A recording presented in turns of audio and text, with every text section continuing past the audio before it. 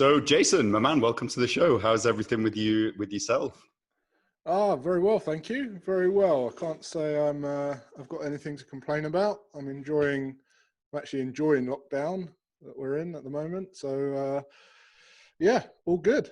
Amazing. So, Glad to whereabouts in be the on the world are show. we? Yeah, thank you. Well, whereabouts in the world are we listening to you from? So I live in a little place called, I guess it's in the border of it's East Grinstead. So for the rest of the world who don't know what that would be, where that would be, it'd be Gatwick Airport. That's kind of the nearest landmark that you can kind of pinpoint. I've been there many a times, many of hotel Sure. stays as well. Yeah, but right. but Jason, look, it's amazing to have you on the show. Point number one. Point number two, with everything that's going on in the world as well, I really want to kind of jump into all the opportunity that's there now. A lot of people are kind of in the mindset where they're looking for all the problems. That's what we're being fed on media, and a lot of us are kind of losing focus on things that are now here, opportunities that have now arose. But before we jump into that conversation, I'd love to know more about you, because I always feel that people who do such things like yourself have always got a story behind it. So, Jason, I'd love to know more about you. How did you get from Jason to Wealth Man? How did this happen? Yeah, Jason the Wealth Man is a bit of an accident, really, but the process was very, very non-accidental. So for my journey of achieving financial independence at my late 20s was a very, very deliberate journey, and it was a very painful journey, but it was very deliberate. So essentially what I did from when I was 22, I decided that I wanted to become financially free, and obviously that's everyone's goal. And if you ask 1,000 people who wants to be financially free, everyone will put their hand up, but very, very few people actually achieve that state of being of financial freedom. And I was one of those who had it very high on my values.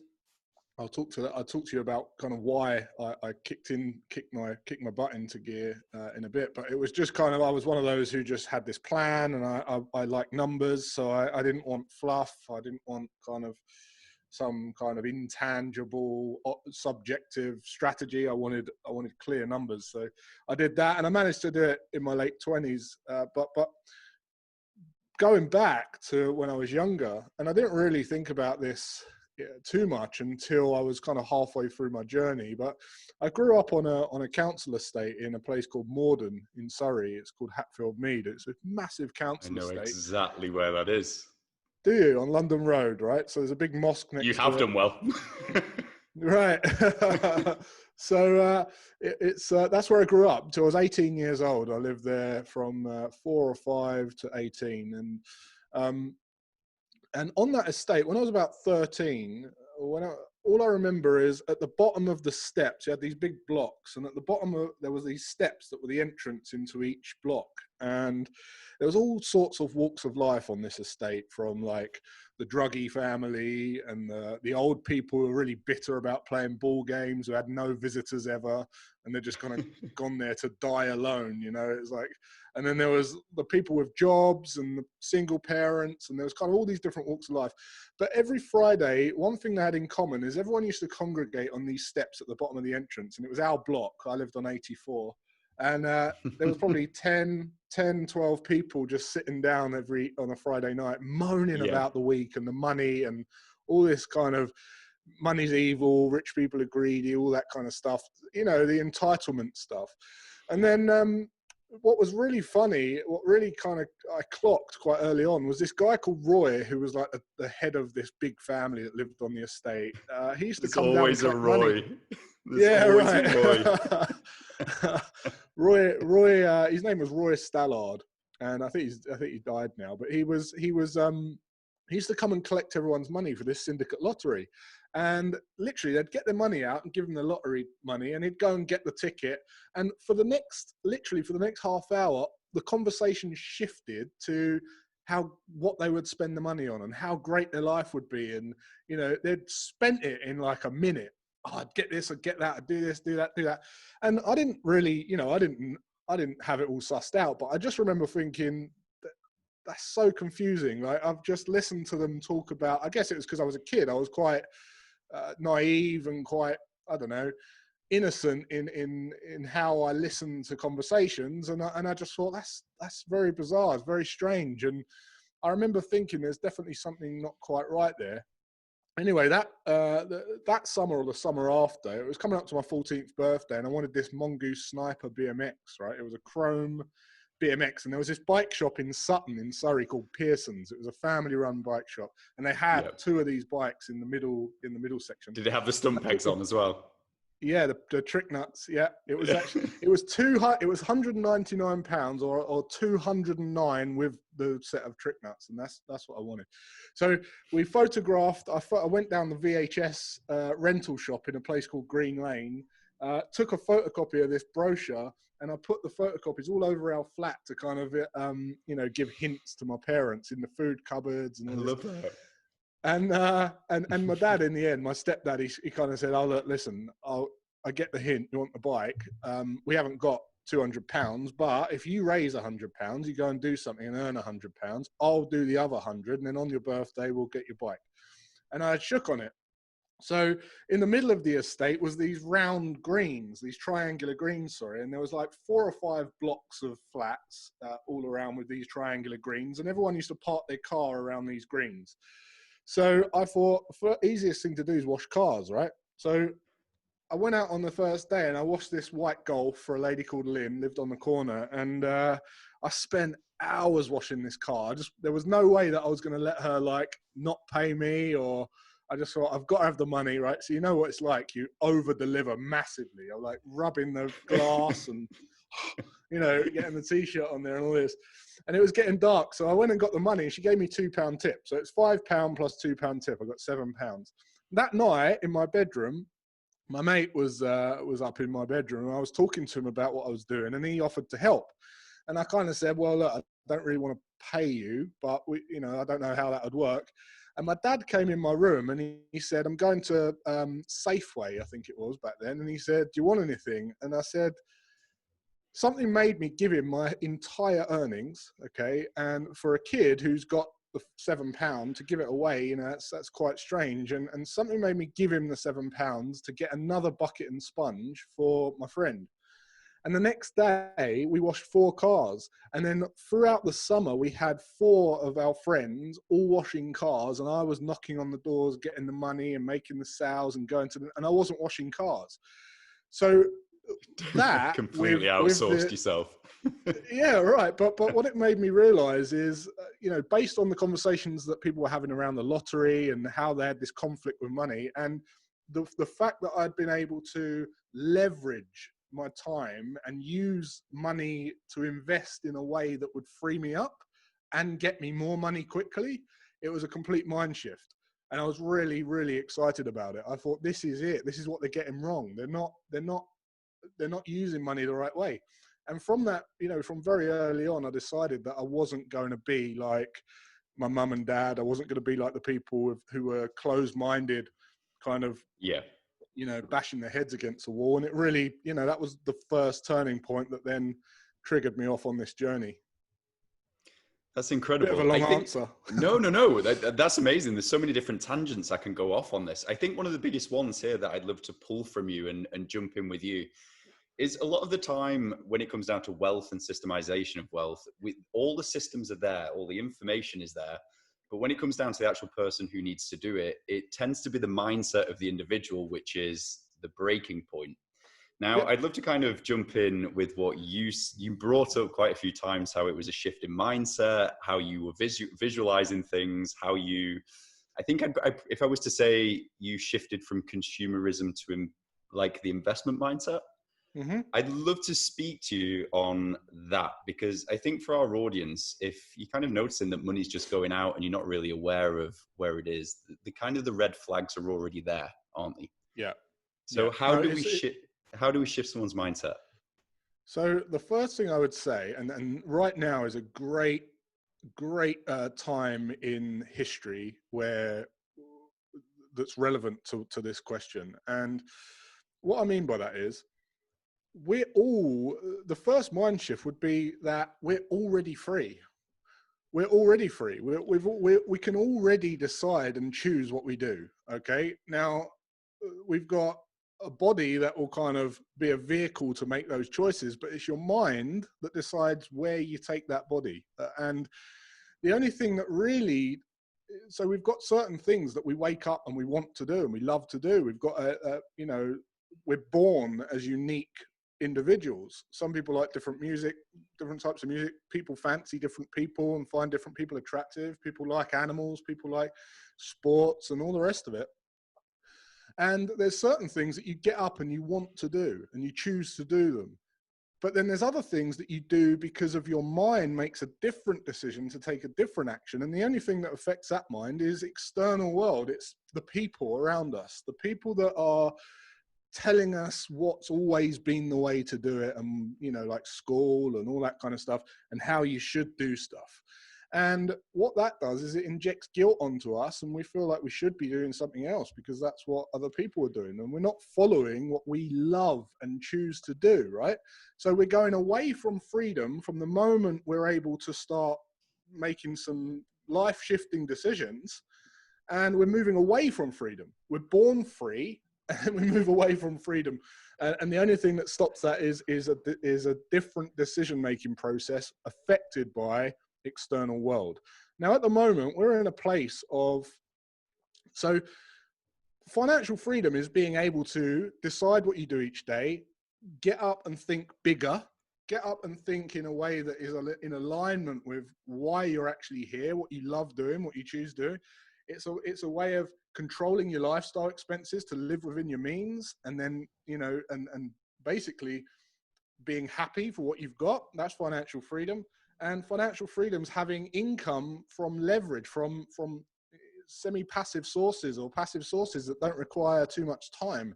Right now, we're in a lockdown, and there's 8.5 million people in the UK that are on furlough. Now, that is a state of financial freedom. People are not keeping up with the Joneses, right? Because there's no Joneses. You can't even show anything off to anyone. You can't even see them. You can't see them. So what that's made them do is completely rationalize their living costs. They've realized, actually, I've realized how little I actually need in my life. I'm going to ditch the gym membership. I'm going to ditch the other car. I'm going to ditch, you know, we get on all right. And I don't care about showing off to anyone because I can't show off to anyone. So they've radically reduced their living costs. The second thing is they've got passive income in the means of furlough. 80% of their living costs, of their wages, or, you know, £2,400, whatever is lowest. So they've got passive income. Thirdly, they're getting up every day and structuring the day that they want. So they're doing the things that they want to do first.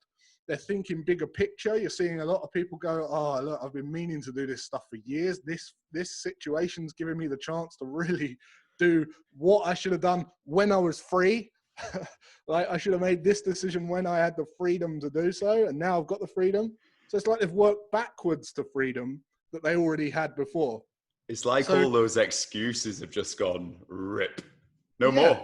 Now what? Yeah, absolutely. And all the shoulds. You should be doing this. You should be doing that. You should be getting a Gucci bag and a flipping nice car, and you should be doing that. And you don't really want those things, but you've gone along with it, and it's ended up with you on a treadmill. So the way that I see wealth is time. How much time you can buy, and it's as simple as that. You know, if you've got £5,000 in the bank and your living costs are 2,000 a month, well, you can buy 2.5 months into the future. Simple as that. And when you think of wealth in terms of time, you can then start thinking in terms of liquidity, the importance of having a cash buffer, and how that relieves your animal brain so that you can think bigger all the time. And then creating income that comes from systems that don't require you to be actively, you know, time for money, things that you're going to start resenting, you know, leveraging yourself so that you can develop income that doesn't require as much time. And when you can do those two things and you're focused on those things and how much time you can buy into the future, your life changes. You know, it really does change. And the thing is this: people think you have to have a lot of money to be financially free. Well, you know, if you've got 50 grand and you manage to save a 50 grand lump sum, and your living costs are very, very low, say £1,000 a month, well, that's 50 months that you could buy. What could you do with 50 months of time?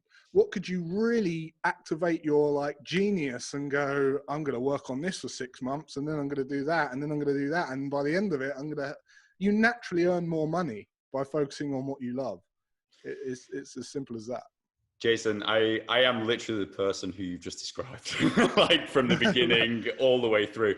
Yeah. The thing that I kind of love to jump in with this is obviously like the time for money trap is a big one. And that was one where I really found myself, and I kept jumping from time to money, time to money, time to money. And then suddenly I realized, like, once you've got the wealth, it's actually the time that matters. Yep. And that was a real big thing for me, because I didn't really understand this passive income kind of like concept until I really started to look into it. And I was like, oh shit, I get it. This is a thing. So I'd love to kind of speak to you about this first, is when it comes down to passive income and things along the lines of that, how can people kind of get into it? How can people kind of like educate themselves? And what's the point? Like, what is it? Yeah. So the first thing to do is look at how you're earning your income. And if that's in a job, where you're working for someone, the first objective should be not to rely on a job or another person for your income, to cover your living costs from not relying on a job or not relying on a geographical location even, or a person or a place, or, on any of those things. And that can be achieved in a relatively short period of time if you focus on some key objectives. The first one is income. So don't try to work harder and longer thinking that you're going to climb this kind of corporate ladder and then get enough money to be financially free, because it doesn't happen. I'm working with a YouTuber who's earning 250 grand a month, who's got nothing to show for it, because he's blowing it all every month.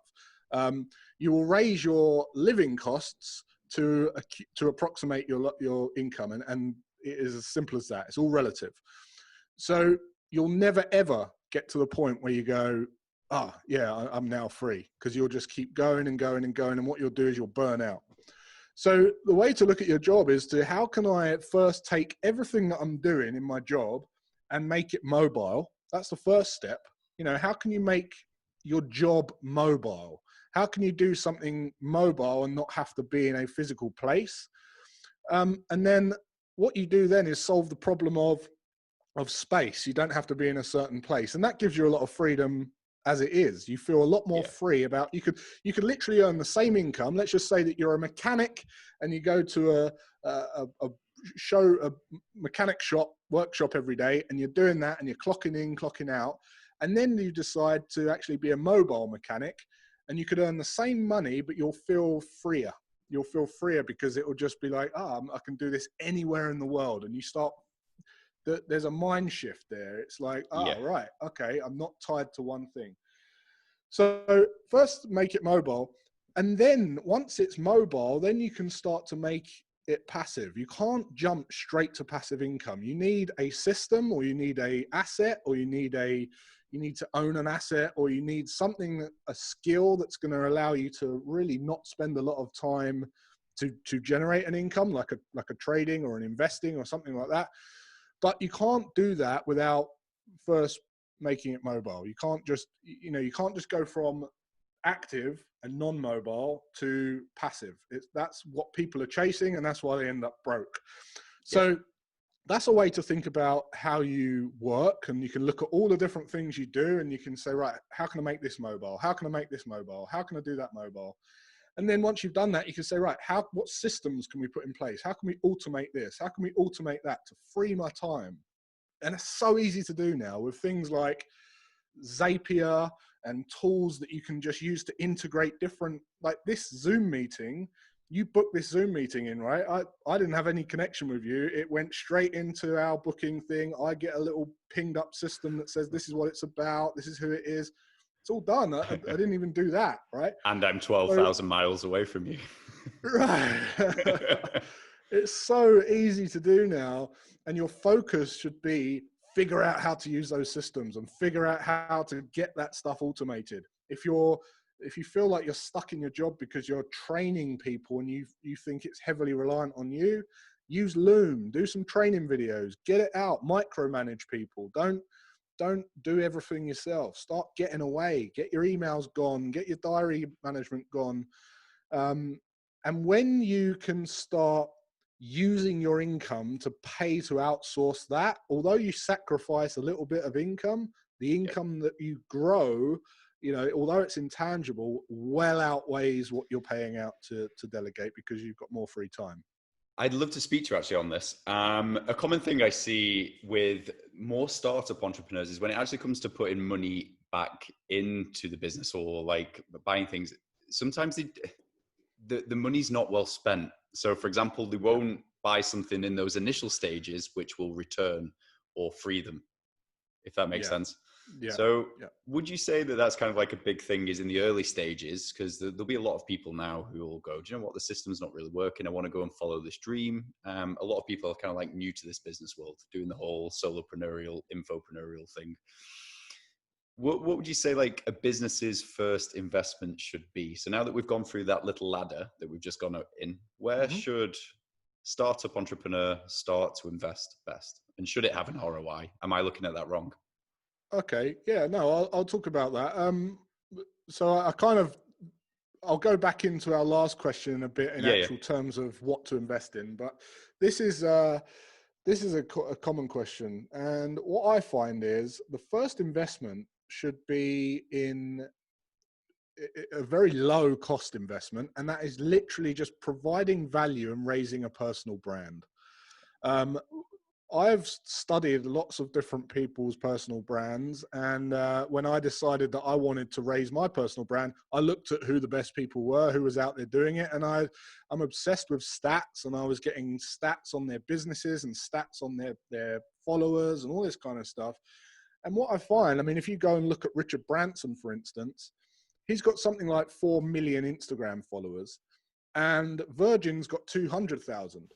And if you look at Gary Vee, he's got like 7 million Instagram followers, and VaynerMedia's got 200,000 or 300,000.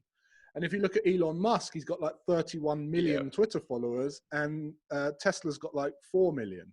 So when you look at that, it's very easy to see that if people resonate with you and your personal message, and you're not trying to keep everyone happy, you're just being authentic and putting your message out there, and people are connecting because they believe what you're saying and they understand that you understand them, you can build a very, very strong fan base, and they will literally buy whatever you have to sell. They'll want the next step. So the thing is this: if you invest in your personal brand and sharing lots of value for free, although that's like a little apprenticeship period, you know, you might have to do that. I decided to write a newsletter for 12 months for free, and I would write 5,000 words every single week. That went out for a whole year, and I set that as a thing to do. Didn't expect anything in return. Value, value, value, value, value. That then became a podcast. That was free. That then became, where can we hear more from you? How can we get closer to you and your teachings? Then you have to put a package together and a product and a service to sell to the people who will just buy it. So Elon Musk, for example, he just launched a flame throwing business for fun, and then it sold out. So the thing is this: if you build a decent personal brand and you connect with people and people know that you're sharing value, any business you launch will be on the upper foot, right? It will do well. You don't want to be on the back foot where you're trying to hide behind a business and then try and sell a business that people don't even get because they don't connect with, they don't resonate with. And the saying, right? People they don't buy what you buy, they buy why you sell it, right? But they don't buy what you sell, they buy why you sell it. And that is essentially connecting with the visionary, the person behind the brand, the Richard Branson, the Elon Musk, the Gary Vee, and so on. So the first investment would be in a personal brand. Second investment in business was, I see a lot of people, the first thing they go and do is buy physical brochures and business cards and all this kind of stuff, right? And they're having launch parties and they haven't even tested the business. And you're like, geez, it's not efficient. So like, what I would say is build a product based on questions you get. Don't build something that you assume people need. Okay. Now they might need it, but they don't know they need it. They want something else. And a great example is this. If I wanted a six pack and someone came and I went to a fitness coach and they were telling me, six pack, you've got to change your whole mindset. You've got to change your life, your shopping, your habits, your routine, your whole life. I'd be like, no, mate, I'm not, I don't want to do that. I want a six pack. Although I might need to do that, if they're trying to sell me like that, I don't get it. However, if they did some research and they said, look, what would you love? You know, oh, I'd love a six pack. Okay. What would you be willing to change in your lifestyle to get that? Okay, well, I'd be willing to change this or that and the other. Then all of a sudden you've got this proposition that says, if you really want a six pack and you don't want to drastically change this or that, and you just got to change it this or that, you're speaking to them. You're basically delivered a product that they can't say no to because they've designed it. So whenever I'll sell a product, what I'll do is go very low cost, literally minimum viable. And it will all be based on questions that I've asked people and, you know, insights that I've got from their replies. And, you know, what if it did this? Would that be good?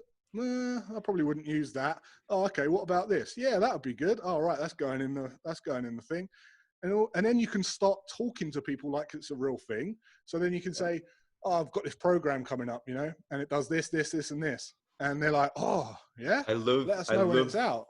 I love what you've just spoke about here. This is the first time we've had someone come into this platform and speak about this, which is right. This whole thing in entrepreneurship. We'll jump back to the other question in a minute because I'm really intrigued to see where that goes, but I'm so glad we've answered this. But a lot of people just assume what somebody needs in business. They don't actually, people buy what they want, not what they need. And that's where a lot of people just don't listen. It's an assumption of a need, or do you know what I mean? And it's because it's not because they don't need it. It's because they don't know they need it. Right. So people come to me and say, oh yeah, I want to learn how to invest and trade and build wealth and all that. Great. That's what I'm going to get you. I'm going to get you that result. But come into my program, and once they're in the program, then they realize, oh, I've got to learn about having an objective. You know, I've got to learn about planning. I've got to learn about risk management. I've got to learn about all this stuff. If I told them that on day one, they would just run a mile. They would just be like, oh, no, that sounds ridiculous. So the key is this. Everyone's got, like, your mind has got full consciousness all the time, but there are splits where you've got unconscious and conscious. So when you can only see the bad in one thing, you're blind to the good. And when you can only see the good in one thing, you're blind to the bad. And what that means is, if you're trying to connect with someone, telling they need to do something, they don't even know that relates to them.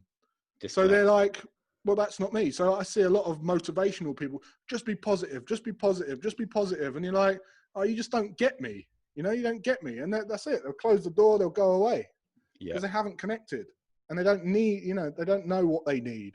So I see it all the time. You know, people build amazing products, amazing programs, and they definitely do need, their clients definitely do need the program.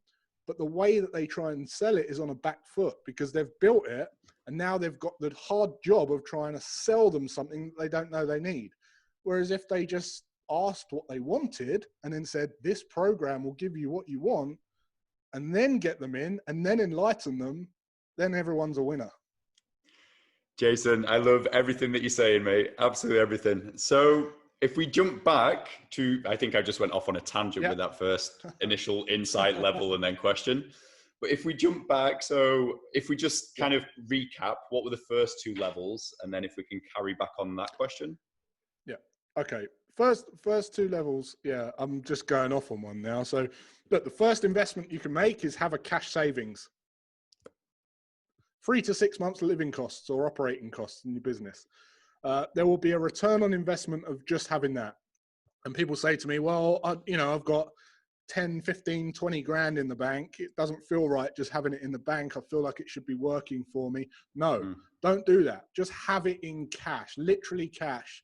Put it in a high interest account by all means, but just cash. And the way that helps you is because you know in your head that you can get access to it any minute. So it relieves that brain. It gives you Look, if I was a builder and I came to do some work on your house, and at the end of the job you said, "Oh, I've got some snags. I want you to come around and sort these snags out." If I didn't have 3 to 6 months expenses in the bank, and I came round, chances are I'm going to be in a bit of animal mode, right? Yeah. I'm going to be aggressive. I'm going to need the money. I'm going to say to you, "Look, what? I need." Yeah, right. So I need the money. Come on, pay me. Look, there's nothing wrong. You're probably not going to pay me the whole amount. You're probably never going to use me again. You'll probably, we'll fall out. Whereas if you flip it on its head and I do have the money in the bank, when you ring me and say that, I'm going to say, no problem. I'm going to come around. I'm going to make sure that this is all good for you. I'm going to make sure that you get the best job that you deserve. I want to work for you. I want to build a long-term relationship. You're going to recommend me to your friends. I'm going to be oversubscribed with work. I'm going to be able to charge more. And there's literally a return just by having that cash buffer. That's the first thing that people should focus on doing. And I think everyone's realized that now during this pandemic. That was the first thing that saved, well, a lot of the people that I work with, it saved their skin. If you didn't have that, you're in trouble. I think it's kind of exposed a lot as well, hasn't it, within business? Because a lot of people have now gone, oh, value, but then so it's like, oh crap, no, we need the money now. So there's a lot of exposure as well happening. There's nothing shows transparency like a crisis. And when the tide goes out, you can see who's been swimming naked. And it's very, very clear now to the whole world who's been swimming naked. Virgin Australia, people like that, companies like that who are really struggling. So that's the first. The second thing is really. So where were we? We're going to talk about what next. So once you've got a tested product, great. Then you can start building out, get some sales. Get sales. That's the first thing. Get sales. Get on the phone and start ringing people and bring in some money. The next thing that I always like to say to invest in is, if you look at the best companies in the world, they invest around 9 to 10% in R&D.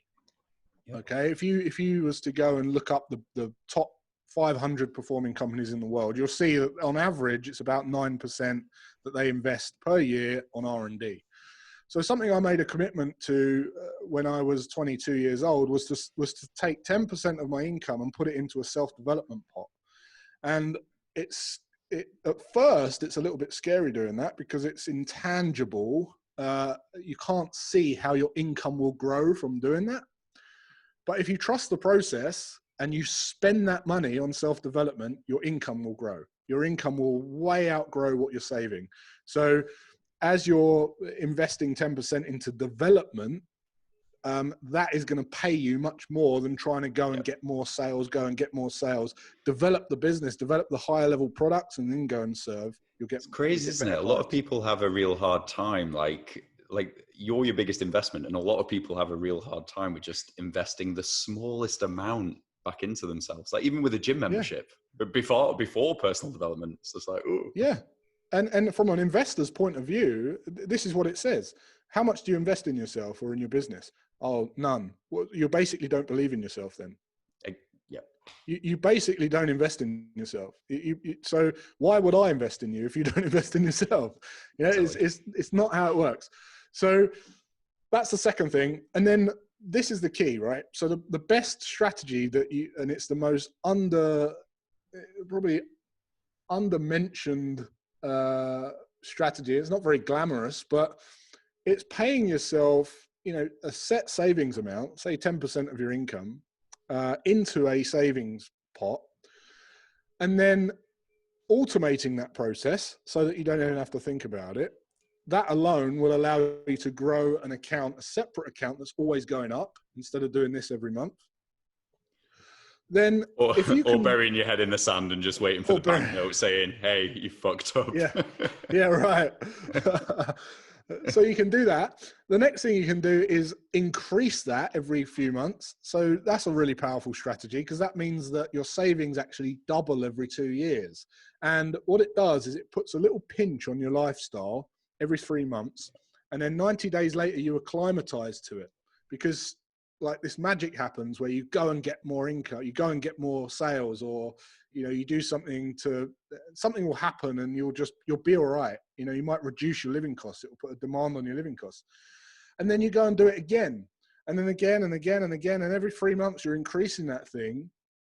When you can do that, you're doubling your savings every 2 years. And then the key is to then go and invest that surplus. Once you've got that buffer of cash, which is say 6 months living costs, anything above that, you want to go putting into an investment account that's segregated into minimum as funds, like passive investments like the S&P 500, index funds that are the top performing companies in the world that are managed by fund managers with great minds, approximating 7 to 10% per year returns, depending on how aggressive you are.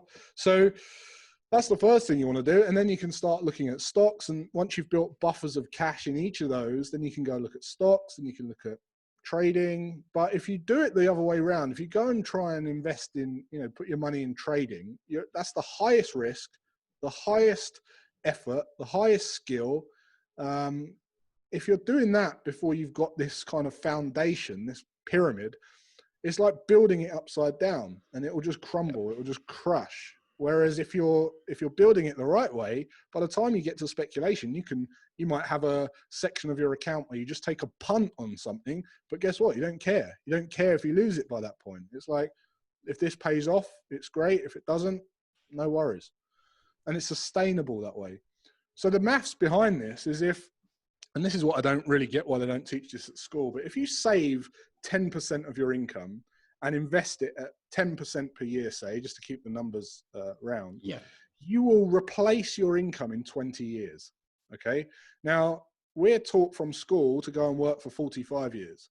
So why just that one maths equation isn't taught in school is beyond me, but there you go.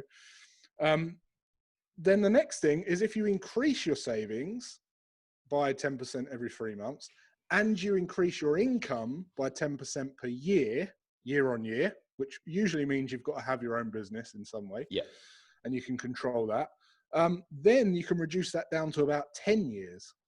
Then if you go and invest in the stock market and you invest in trading, for instance, you can get it down to about 5 years. And literally, that was when it took me about 3.5 years to complete that cycle. But the key is this. It goes back to wanting to replace your income. Whereas if you're free from the outset and you don't make all those mistakes and you stay true to your word and do everything that you want to do and build a business that's aligned with your true values, you won't ever want to replace your income. You might want to build an income that's passive, but you never want to stop working. That's the secret. There is Jason, no work. I have to acknowledge you. It's amazing to hear someone who's a wealth coach who isn't just doing the whole get rich quick thing. It's no. Do you know what I mean? Acknowledge and honor where you are. Mm-hmm. Try being a solopreneur, an infopreneur, then move to entrepreneurial work, then into investments. Like actually learning to walk your way through to a run. Yeah, it's so rarely quicker. spoke about. It's always quicker to take longer than it is to be quicker. Yeah. You will get the results quickly if you take the longer approach. And if you take the quick approach, it will take you forever. Or you lose it very quick. I think you have to, would you say, like, I always think as well with this, when it comes down to like financials as well, is you have to grow into the person who is able to manage that. Does that make sense? Like when you see these lottery winners, is it 98% of lottery winners or lotto winners lose it within the first year because they've not got the financial skills to be able to handle and keep that? The very fact that they're chasing the lottery is in itself the reason they're losing the money when they get it. I've never looked at it that way. That's so true. The very reason that they're doing the lottery, that mindset of doing the lottery, means that they're unable to keep it. So it's chase. Yeah. Oh, that's incredible. That's why it's called like a tax for the poor, they call it. Look, I'd love to, on this topic then, if we jump back, like we were talking a lot before about the mindset stuff. And I love with you how you really jump into the whole like conscious, and you're amazing at how you speak about it. When it comes down to scarcity, like mindsets, it's actually more detrimental. than anything. So I'd love to know from your own personal story and how you've got to where you are. Like, how did you break down that scarcity barrier? And how do you also help other people who are scarce mindsets, who are trying to create their own businesses? Because that's the thing that will always shoot people in the foot. Yeah. So the first piece of advice that I can give on that is really lose any entitlement and accept responsibility for everything. So one of the things that really paid me in business from a young age is just accepting that everything's my fault and being able to see that everything is my fault. So every situation that I'm in, every decision that any staff member makes or anyone around me makes and that I get a little bit charged by is my fault, is my problem. And being able to see the good in that bad as quickly as possible is what will help you transcend. It helps you, think about the next steps and contingencies and how to move forward, not just kind of swing from left to right constantly. We're seeing a lot of this in the news right now, where we've got a bad police officer who's killed someone. Now we're seeing riots and things like that. It's a swing to the left, swing to the right. There's no resolution there behaving like that. When you find that actually there's a resolution here, and lose the judgment and you kind of go, let's work on this together. That's when you move forward. And that's really accepting responsibility for your own actions, right? Not judging and thinking of a way forward. So I appreciate, like, that's a kind of hot topic at the moment. So I won't change the tone completely, but it's, that's really what it is. So just taking responsibility, understand there's a resolution, don't be too judgy. If you are triggered by something or charged by something, try and figure out what that is and why, because it's only you that's triggered by it. It's not, whatever you do, someone else might not be triggered by it. Someone else might not be charged by it, but you are. So try and figure out why it's triggered you. That will help you realize, actually, it's something in me that I'm lacking or missing or not happy with in myself, and we can resolve it. The second thing is, that was a tangent, that one. The second. You like me? I love it. Just keep going. You always end up somewhere magical. The second thing I kind of guess is, just not listening to, if anyone tells you to do something, and what you should do is ask yourself, well, what do I value and what am I going after in life? And does that person giving me that advice have what I want? And are they a living, singing, dancing version of what I want in life? If the answer is no, then just take the advice with a pinch of salt, One of the things, and the problem is with this generation, like I'm talking about me and you, is we've come from a generation that was brought up in the Industrial Revolution, right? It was very much like, go to work, clock in, clock out. We've got to, and the whole thing was celebrated really driven, hard work. Yeah, right. And it was, driven. Yeah. And it was driven and manipulated by people like landowners and farmers and bankers and all these kind of old entrepreneurs that were just kind of manipulating the whole system, right? The best one was De Beers, when they controlled the mines, the supply of diamonds, to basically rack up this campaign to say, you need to spend 2 months' money on a diamond. And they basically controlled the diamonds to the market. So it wasn't like they're rare, they just controlled the supply. So then they put this big marketing campaign together saying a diamond's a girl's best friend. If you love a girl, you've got to spend 2 months' wages on it. That just became accepted. And you try and sell a secondhand diamond, they're worthless. They're absolutely worthless. So all of that kind of messaging from those early landowners, farmers, bankers, all those kind of people were basically just trying to sell products and manipulate the marketplace when it was less noisy. So the bank would be a mortgage, right? How can we lend people money and charge interest? Well, I don't want to give them business loans. That's a bit risky. So what about a house? Okay. How would that work? Well, we're going to get money if they pay a mortgage. All right. Well, how do we sell it? Well, we just tell everyone it's a dream. You have to get on the property ladder. It's the American dream. You have to go and get your house. So they start telling you to go and get a house. And our parents have told us that's what you've always had to do. Get on a property ladder. Well, if you've got 400 grand sitting in a bank, in a house, in equity, what are your living costs for the year? Are you going to work to pay for that empty house every day forever? Or could you liquidate that and invest it, maybe, that will pay you your income forever without having to do anything right now? And so the thing is this: if people want to buy a house to live in,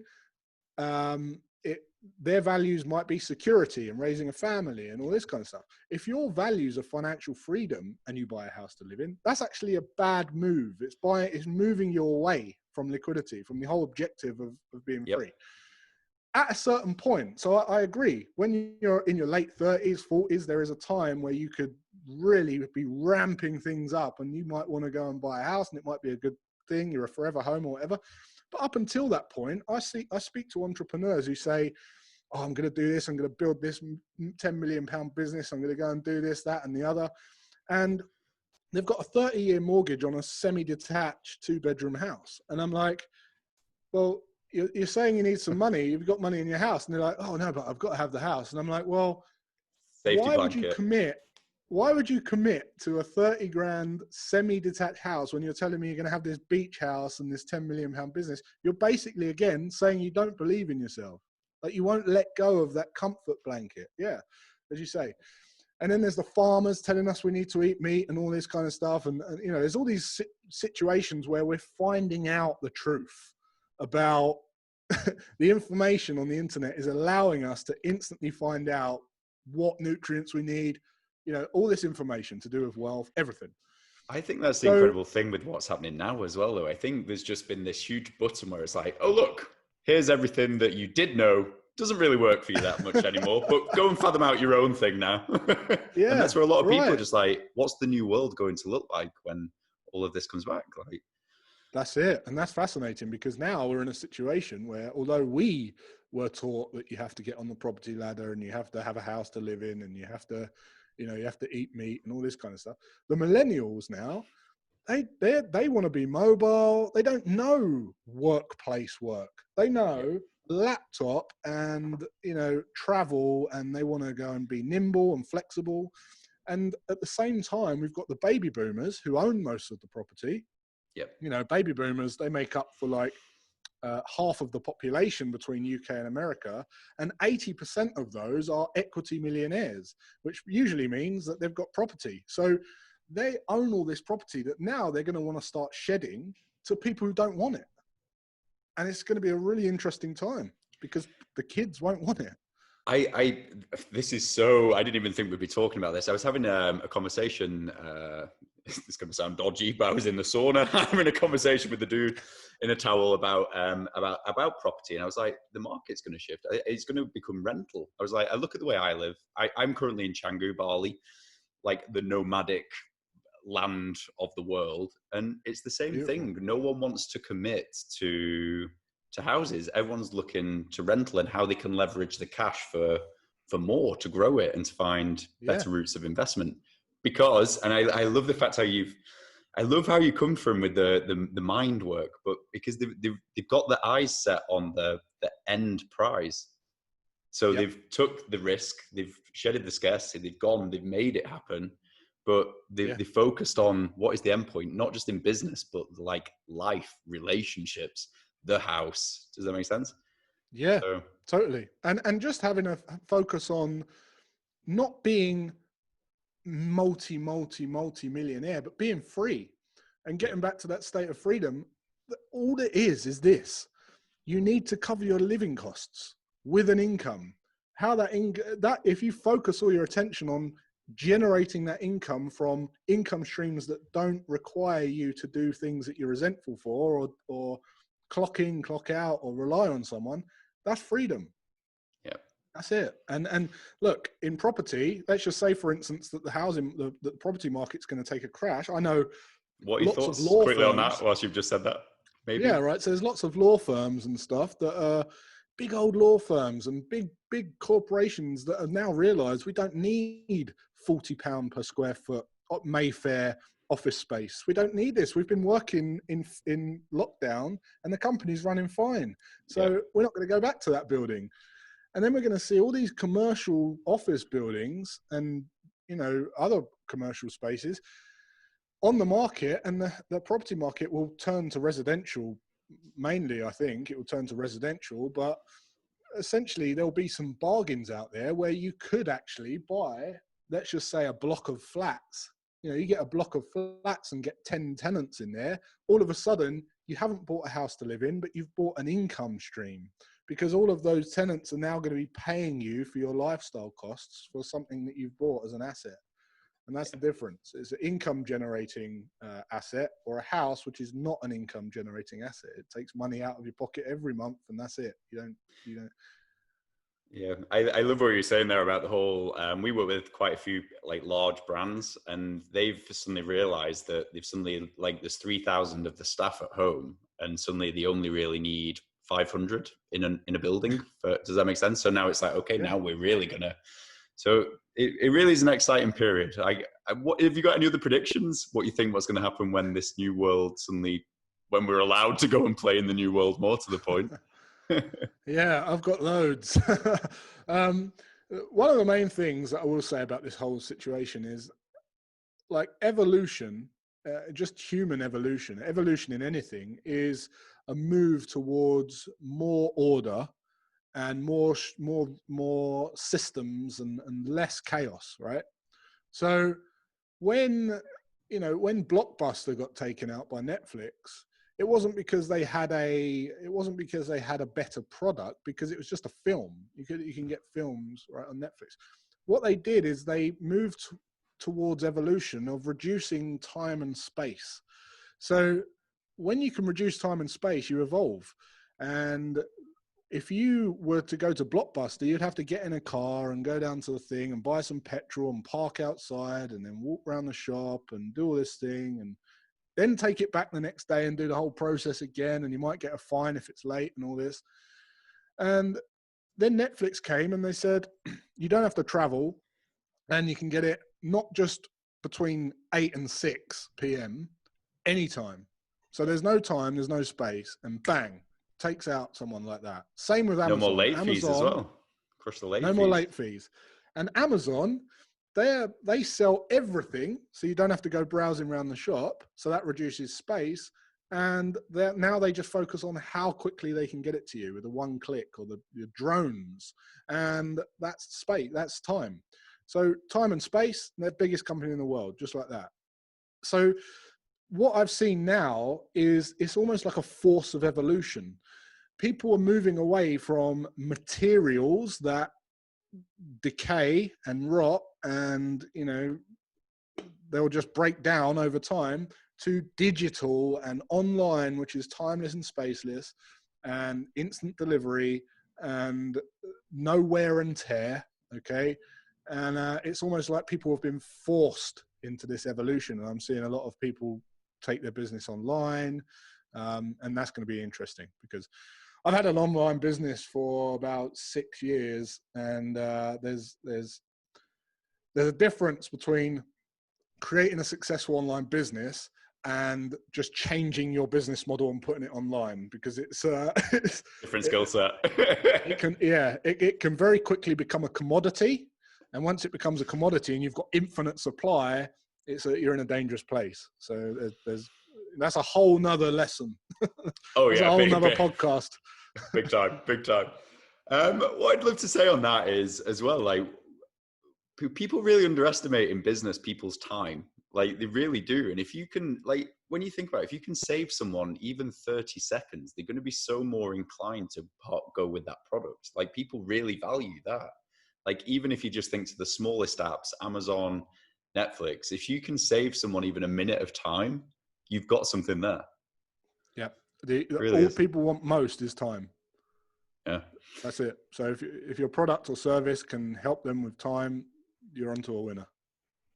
Awesome. Jason, look, I want to respect your time. So first things first, there'll be quite a lot of people here who this world shake up, the big shake of the snow globe will have affected. If people are sat there with some cash, maybe their employment or whatnot, and they should be putting it into something or doing something with it, because we get asked this all the time. What should I do with this 10 grand? What should I do with this? What would your advice be to someone who's maybe sat on a bit of cash right now? Okay. What would be a So smart choice? there's a few things. One would be to work out your living costs. And if you've got 6 months of living costs, just keep it in cash. Just have it there, right? If you've got more and you want to invest a bit more, then if you're looking to invest in business, what I would be doing is looking at your business now. And if you went into furlough or you went into lockdown and you lost some clients, look at what happened, okay? And try and evolve those areas. So don't try and fix what was broken. Don't try and like ride it out and just keep that employee going because he's been loyal to you all these years. That's not going to work for you. Business, the aim of business is to make money, and that's it. Like if you lose your chips, you can't play poker anymore. It's as simple as that. So you need to be harsh. You need to go in and go, this didn't work. This business didn't work. Something's fundamentally wrong. Don't build it to work when we ride out the flipping lockdown. Build it to work in 100 years' time. Build it to get through another coronavirus, right? And the way you could do that is investing in digital products, right? Digital, a scorecard is a great thing to do. If you could develop a quiz, this gets insights on your clients, so you can build better products around them. If you can, if your thing's fitness, you can do a fitness scorecard and you can put that out there and ask people specific questions and give them a score based on where they score. And then you can kind of build a relationship with them. You can then get insights, you can build products around that. And it's a very efficient way of building products.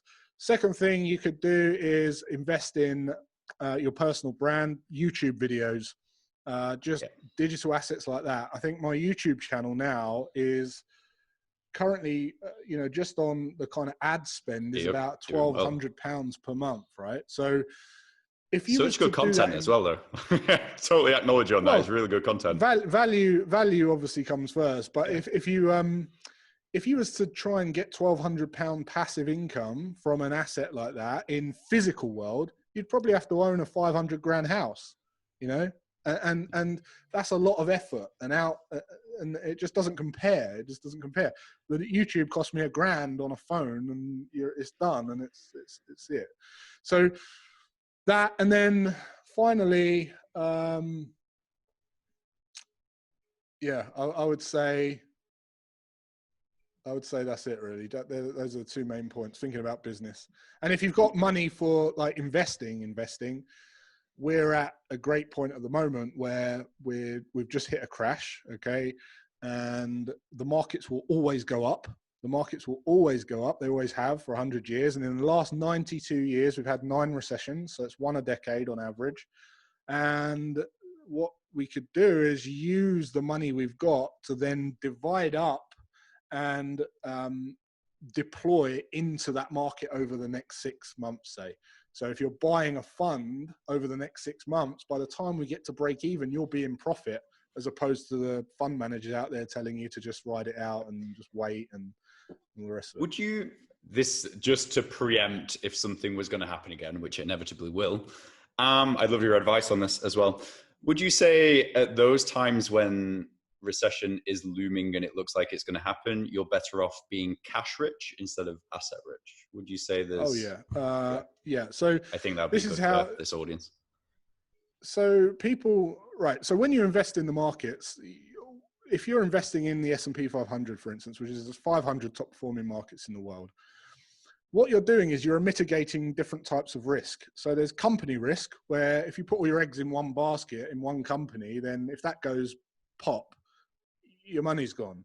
So then the next level of risk is sector risk. So you might say, okay, well, I'll buy Apple and Samsung and Nokia and you buy a load of tech businesses. Well, if the tech industry goes down, you've got sector risk. So by buying a fund like the S&P 500, you're buying about 70 different sectors. You're buying 505 companies, which are, all the best performing companies in the world. No company risk, no sector risk. And the way you get over the time risk is to buy regularly. So you don't want to time the market. You don't want to time the perfect entry point. What you want to do is instead buy regularly, buy frequently.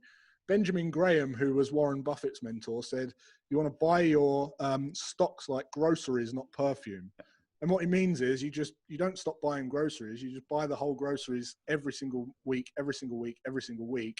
Whereas perfume, you're a bit picky and you might change and chop around and it's inconsistent.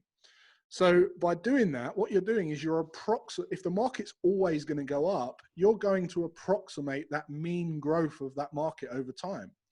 So the more that you buy and the longer that you keep buying for, the more you're going to approximate the better return over time. So the only thing to bear in mind there is there's going to be times where the market is way over, like the tech crash, right? We were trading way above the average mean growth. And then there's times where we're depressed. But I work the other way around. I want to be greedy when others are fearful and fearful when others are greedy. So I'm not putting as much in when we're high. And when we're down, I'm putting more in. So I'll save some money back when we're pushing above. And then when we crash, I'll look at the trajectory of when that's likely to recover based on all the historic events. And then I'll divide that cash that I saved and deploy it on top of my regular investments when we're in a depression. So in answer to your question, yes, I have more money going into the markets when we're crashing than I do when we're elated. Awesome. Jason, if you could give one piece of advice to the entire world right now, you had a platform, you could help people in your line of work with what you do, what one message would you speak where everyone could hear it? Yeah, I'd just say, look, everyone, time is your most valuable asset. And, when you're free and able to focus on the most meaningful work to you, you'll become a better human being. You'll be able to support more, care more, love more, create better products, provide more value, and you'll be able to be exactly who you want to be. So my advice is to just be authentic, be true to yourself, and do what you want to do. Choose a path that is in alignment with your highest values and build a life around that. And don't get wound down with everyone else's, keeping up with the Joneses and all that kind of stuff. And go and Jason, listen to my podcast. Yeah, we'll get to that. We'll get to that next. But Jason, look, last little question. So obviously this show is called the Nourish Life Show. We have speakers that come in from every single area of life. Now, I'd love to ask you, you've brought up the word freedom thoroughly throughout the show, and that's one of my biggest values in life. Now, I'd love to ask you this. What does it mean to you, Jason, to be able to lead a nourished life? Lead a nourished life. Wow. It means to be able to put yourself in a position to live the longest and fullest and have the experiences that you want for you and your loved ones, to remain healthy and to be in a place of that enables you to be a good leader to your children and your offsprings if you have them, and leave a great mark on the world, leave something behind that you'll be remembered for. Awesome, Jason. Dude, look, got to acknowledge you, mate. We've got to do more of these. I think this conversation can be opened up into so much. Every single question we asked just came into another tangent. What I love with you is you're rare, because I know a lot of people in this line of work who try and sell the pill, or they'll sell something that doesn't necessarily work for a person. I love how you take the full person into approach, like every single area of life, but also how it's the actual way to do it for the longevity and not for the short-term mountain climb and fall. So it's amazing that that's the place which you speak from. And obviously that's why you're on the show. But Jason, look, where can our audience find you? Where can people reach out to you? Where can people learn more? And I strongly implore that people go to your YouTube channel as well. There's great stuff on there. Right. So the only place I'd like everyone to go to is listen to my podcast. So it's completely free and you don't have to register your email or anything like that. You just go and listen to it. And it's called Always Free. Always Free. It's on iTunes, all the platforms. And if you like it, just give it a little review. We'll put links below in the show as well, so that people can get it, and on the email. And yeah, I'll give well. I'll give you a little share link as well, so that you can see my newsletter and all that kind of stuff. But Incredible. podcast, definitely. Jason, look, amazing conversation. So glad we connected. I love where you speak from. It's been amazing to have you on the show. So thank you for spending some time with us today. Yeah, absolute pleasure. Thanks for having me.